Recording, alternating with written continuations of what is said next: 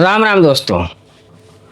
आज तक आप लोगों ने सुना होगा कि भगवान आपकी मदद करने के लिए कोई न कोई दोस्त भेज देता है, या कोई न कोई फरिश्ता भेज देता है, या कोई न कोई अपने आदमियों को भेज देता है।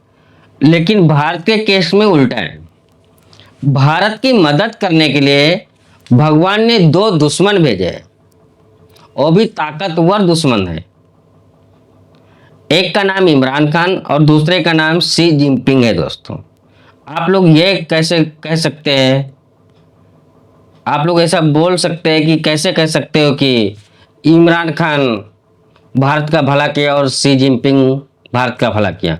हाँ दोस्तों, इमरान खान और शी जिनपिंग एक पाकिस्तान का प्रधानमंत्री भूतपूर्व और एक प्रेजेंट टाइम में जो है शी जिनपिंग चाइना का राष्ट्रपति।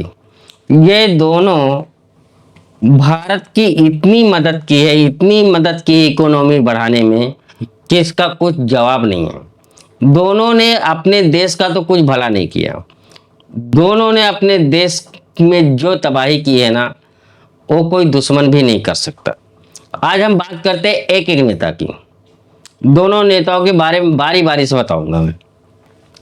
पहले लेते हैं इमरान खान के। पाकिस्तान के भूतपूर्व प्रधानमंत्री इमरान खान अगर आज होते थे ना पाकिस्तान के प्रधानमंत्री, तो लगभग में पाकिस्तान के टुकड़े कर चुका होता बेचारा।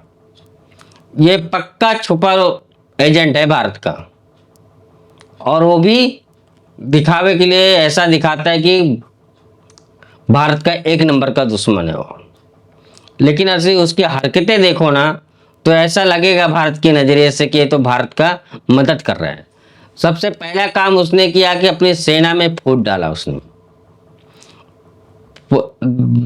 दुनिया में हर एक सेना की तो बुराई अपने देश वाले कर लेते हैं, लेकिन पाकिस्तान की एक ऐसी आर्मी है जिसके पास देश है, और वो उस देश का कोई भी नागरिक, कोई भी बंदा पाकिस्तान आर्मी की बुराई नहीं कर सकता था। लेकिन जब इमरान खान प्रधानमंत्री बने पाकिस्तान के, तो उन्होंने सबसे पहला टारगेट सेना ही किया। उन्होंने सेना में दो फाड़ कर दिए। एक सेना के वो भाग था जो इमरान खान को सपोर्ट करता था, और एक वो भाग था जो कमर जावेद बाजवा को सपोर्ट करता था। और इसमें मजे की बात तो ये है कि जज के बीबियां, आर्मी की बीबियां, जितने भी इनके थे, वो सब इमरान खान के साथ में खड़े थे। अगर इमरान खान का केस कोर्ट में लग जाता था तो जज उठ करके इमरान खान का स्वागत करता था। ऐसा कंडीशन इमरान खान ने ला करके खड़ा किया पाकिस्तान का। और बात करते हैं अब इकोनॉमी की, तो जो इमरान खान के आने से पहले पाकिस्तान का जो कर्जा था वो शायद 20 ट्रिलियन रुपए था, 18 की 20 ट्रिलियन रुपए था। और जब से इमरान खान आए ना, 31 ट्रिलियन डॉलर करके गया कर्जा बेचारा पाकिस्तान पे। और तब से लगातार, और इससे पहले भी IMF के पास जाते थे पाकिस्तानी, लेकिन तब से लगातार हर साल पाकिस्तान IMF के दरवाजे पे खड़ा रहता है। और इतना ज़्यादा कर दिया है पाकिस्तान को बर्बाद कि तब से ना उसका रुपया संभला है, और ना ही उसकी इकोनॉमी संभली है, और ना ही मिलिट्री के लिए पाकिस्तान की जनता में सॉफ्ट पावर आया। उल्टा खैबर पख्तूनख्वा और बलूचिस्तान में और जोर से आज़ादी की लड़ाई शुरू हो गई है। ये सब दिया हुआ इमरान खान का है। भारत चाह करके भी पाकिस्तान को मिलिट्री में दो फाड़ नहीं कर सकता था, कितना भी पैसा खर्चा करता था, लेकिन मिलिट्री में दो फाड़ नहीं कर सकता। और मिलिट्री को पाकिस्तान की पब्लिक गाली नहीं देती थी। अभी पाकिस्तान की पब्लिक मिलिट्री को भी गाली देती है। अभी मिलिट्री में दो फाड़, एक इमरान खान का सपोर्टर है और एक आसिम मुनीर का सपोर्टर है। अंदर अंदर इनके बहुत कुछ चलता है मिलिट्री में, लेकिन वो अब तो पब्लिक में नहीं आता है। इससे पहले साल 2 साल पहले सब बातें पब्लिक में भी आ जाती थी। और जब से भारत ने ऑपरेशन सिंदूर कर दिया है, तब से थोड़ा सा ऐसा लग रहा है कि पाकिस्तान की आर्मी एकजुट है, नहीं तो एकजुट कहीं से भी पाकिस्तान की आर्मी नज़र नहीं आती थी। ये तो हो गया इमरान खान का काम। और यही इमरान खान अगर अभी तक पाकिस्तान में होता था प्रधानमंत्री ना, अब तक जो पाकिस्तान की फौज है ना, उसको रास्ते पे लगा दिया होता था और बलूचिस्तान तो 100% कब का आज़ाद हो गया होता था।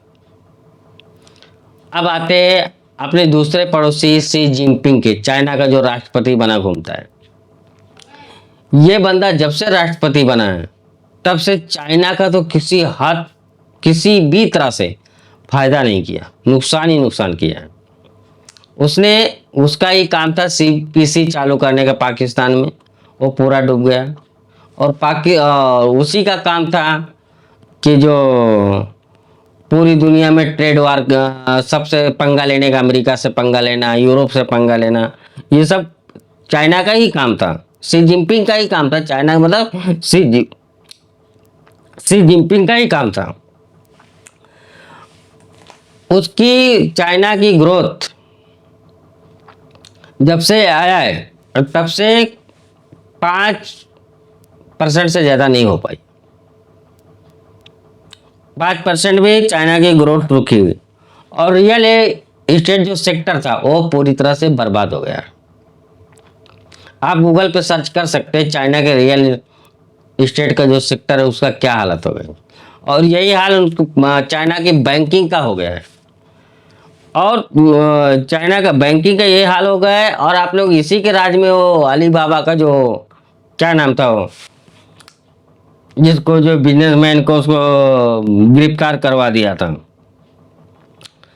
हाँ, अलीबाबा का जो ऑनलाइन का बिजनेस करता था, जैसे अमेजोन वगैरह है, तो उसको बिजनेसमैन को तो गायब भी करा दिया, बाद में किधर से मिला वो निकला।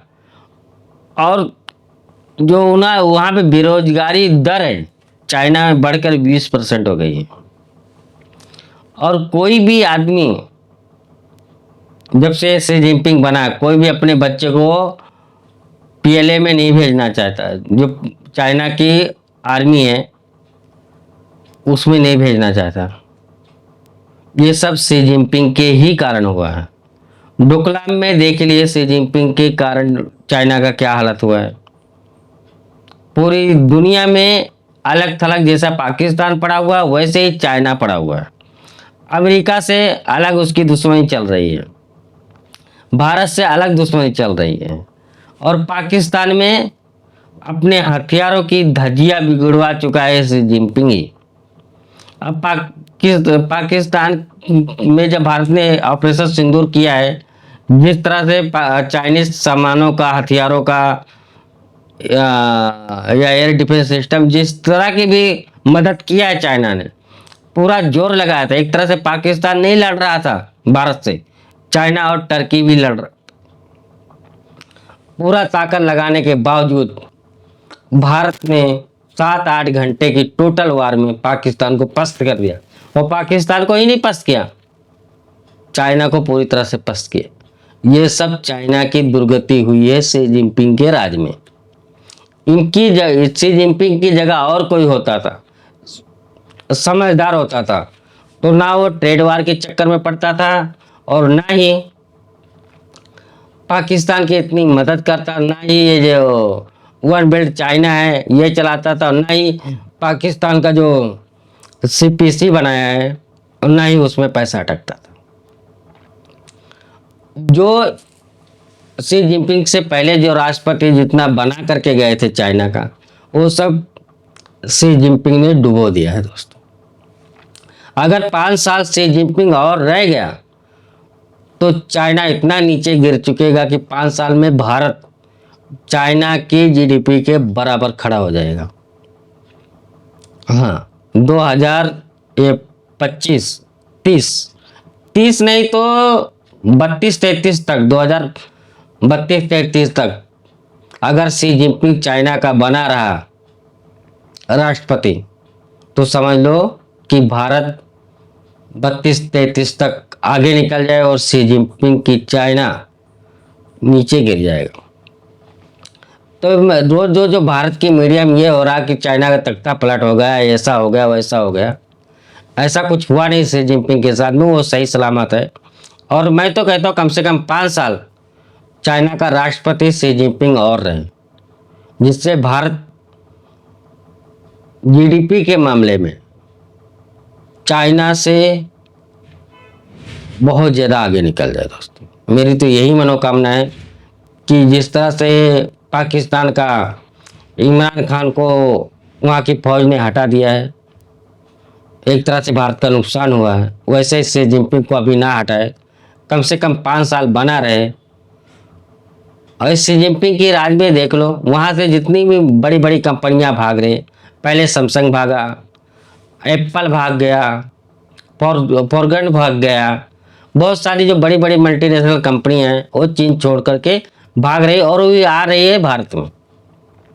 ये सब शी जिनपिंग की कारण ही हुआ है, नहीं तो ऐसा बहुत मुश्किल था कि चाइना से मल्टीनेशनल कंपनियां उठ करके भारत में आ जाए। और अब भारत सप्लाई चेन का मेन हिस्सा बन चुका है। वो दिन दूर नहीं जिस दिन चाइना भी भारत के सप्लाई चेन का हिस्सा हो जाएगा। दोस्तों वीडियो यही समाप्त करते हैं। प्लीज़ वीडियो को लाइक और सब्सक्राइब जरूर कर लें। जय हिंद, वंदे मातरम, भारत माता की जय हो।